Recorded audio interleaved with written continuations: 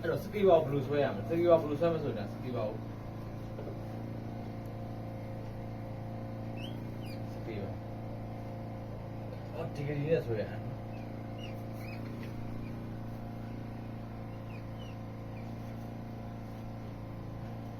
ဒီကောင်45ပေါ့ဒီစမ်း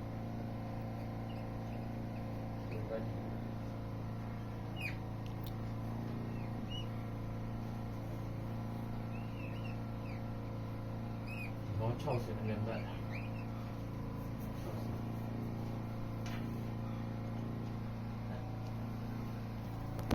ရင်အမှဒီဂရီကဘာလဲဆိုဒီဂရီဒီကောင်ကဒီဂရီကျင်းလေဒီကောင်ကဆေးကြများတယ်ဒါဆေးအခုများနေတော့ဆေးကြပြီးတော့နော်ဒီကောင်ဆေးကြနေတယ်အဲ့လိုဆိုရင်စကီဘောင်းဟောဒီလိုဆွဲမှာဆောင်းအောက်ဖိချဆွဲလေဆေးကြများတယ်ခုကိုယ့်ကိုလူဆွဲရနော်ကိုယ့်ကိုဆွဲစေးကြများလူထောင်ဆွဲရင်စေးကြနေတယ်အဲ့လိုရှိတယ်ထောင်ဆွဲမှလဲဆွဲမလားအဲ့ပြောရမယ်လောဆယ်အဲ့လိုကိုယ်သိဖို့လိုတာဘာလို့ဆိုစကေပါအထူပေါင်းမူကြီးအပြော့မှာပြောတဲ့ကောင်ကစေးကြများတယ်နောက်တစ်ခုကအပြော့မှာဟိုမှာဟွာလူ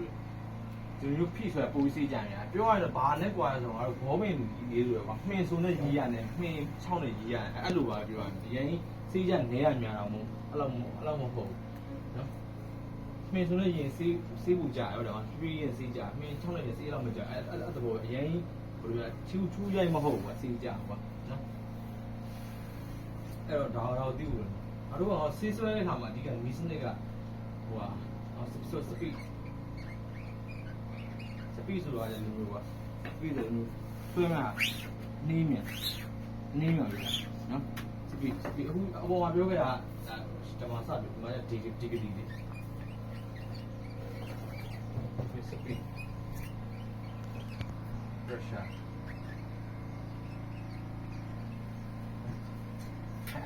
အကောင်လေးတော့ပေါင်းဆက်ပြီးဆေးဆွဲရတယ်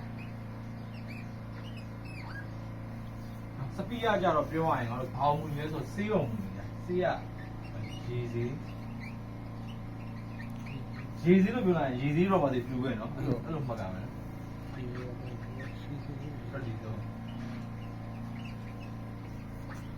အဲ့မှာဆေးလို့ဆိုရင်တကယ်ဆေးသားနာနဲ့ဆိုင်တာကွာဒီဆေးကကျဲဒီဆေးကြောင့်အပြည့်ဒီဆေးကပုံမှန်တော့ကွာအရင်ပြည့်လည်းမပြည့်လည်းမပြည့်ဘူးဆေးအပေါ်ကိုပြောရနော်အပြည့်ကျဲကိုပြောရနော်ဆေးရဲ့အသားနာ density ပေါ့ကွာဆေးရဲ့တိတ်သီးစားကိုပြောတာအဲ့ဆိုရင်